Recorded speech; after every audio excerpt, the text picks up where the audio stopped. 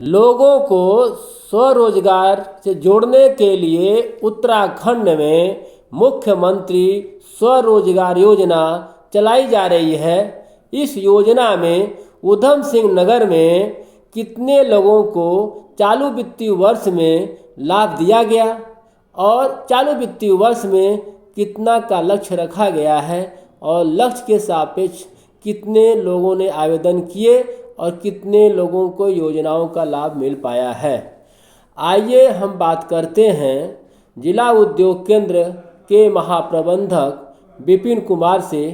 वो इस योजना के बारे में क्या कहते हैं। सर, मुख्यमंत्री स्वरोजगार योजना क्या है और इस चालू वित्तीय वर्ष में कितना लक्ष्य था, कितना अब तक पूरा हो चुका है और इसकी क्या प्रक्रिया है।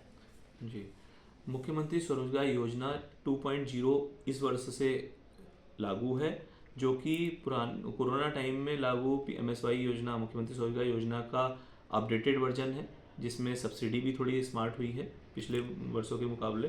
और जैसा कि 25-26 में आप पूछ रहे हैं, इसमें हमारा 650 का लक्ष्य था पूरे ऊधम सिंह नगर जनपद के लिए, जिसमें हमारे पास लगभग 1200 एप्लीकेशन हमें अभी तक प्राप्त हुए हैं, जो हमने बैंक भेज दिए हैं, जिसमें हमारा 565 एप्लीकेशन सैंक्शन हो चुकी हैं और 560 लोगों को लोन वितरित हो चुका है। सर, इसमें कितने रुपए तक का जो है सब्सिडी मिलती है या कितने का आप जो है को सहयोग करते हैं जी, और सर किस तरह के लोग इसके लाभार्थी हैं। जी, मैं आपको बताना चाहूँगा। इसमें हम मैक्सिमम 25 लाख तक के मैन्युफैक्चरिंग प्रोडक्ट इसमें आ सकते हैं।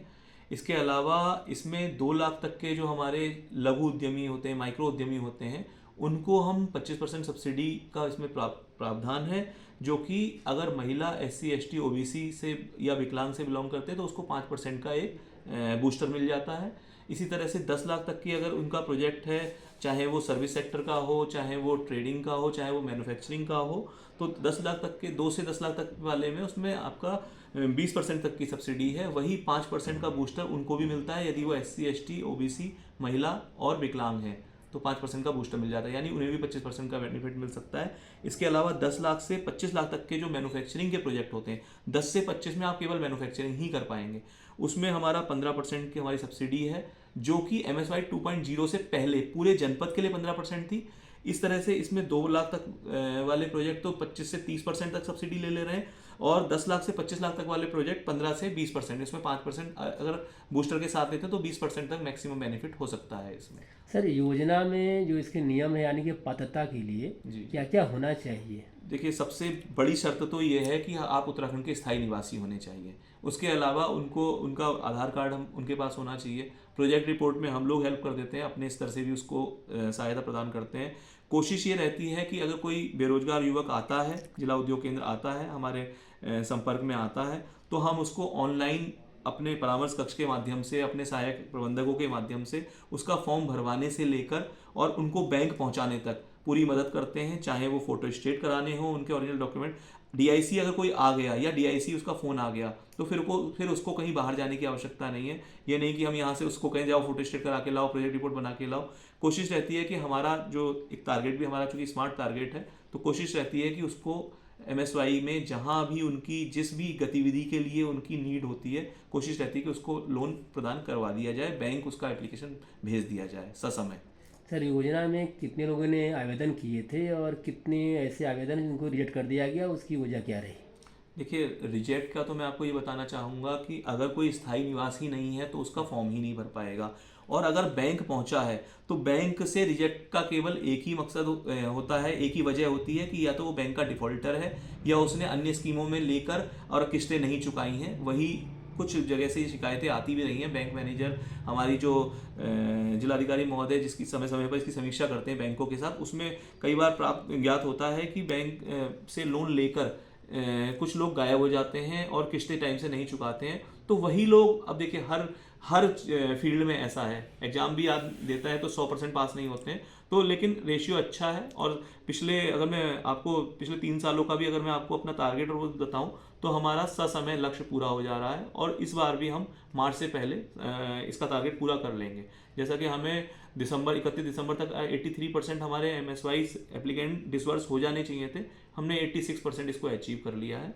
और बाकी जो शेष हैं उन्हें भी जल्दी हम पूरा कर सर लेंगे। 2023-24 और 2024-25 में क्या लक्ष्य था और उसको कितना पूरा किया गया? जी, मैं बताना चाहूँगा 24-25 में हमारा 750 यूनिटों का लक्ष्य था, जिसमें हमने 1250 एप्लीकेशन बैंक भेजे थे, जिसमें हमारा 750 के अगेंस्ट 769 हमारे एप्लीकेशन पूरे हो चुके थे, डिसबर्स हो चुके थे। लक्ष्य से ज़्यादा? लक्ष्य से हमारा 19 एप्लीकेशन ज़्यादा ही रहा।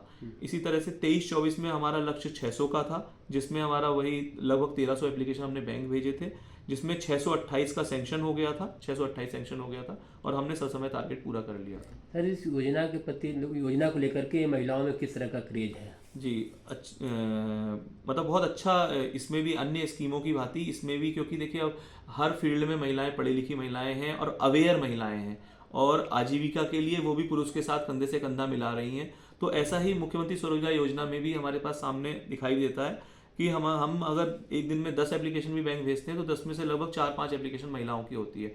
40 to 50% हमारी महिलाओं की भागीदारी इस स्कीम में भी है।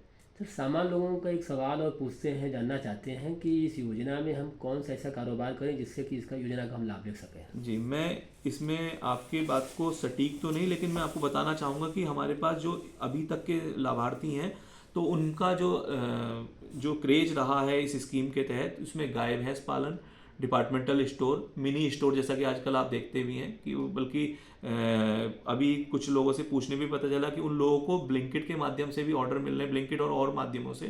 तो इस तरह की चीज़ों को भी, मतलब इस तरह की गतिविधियों में भी लोगों का रुझान बढ़ा है।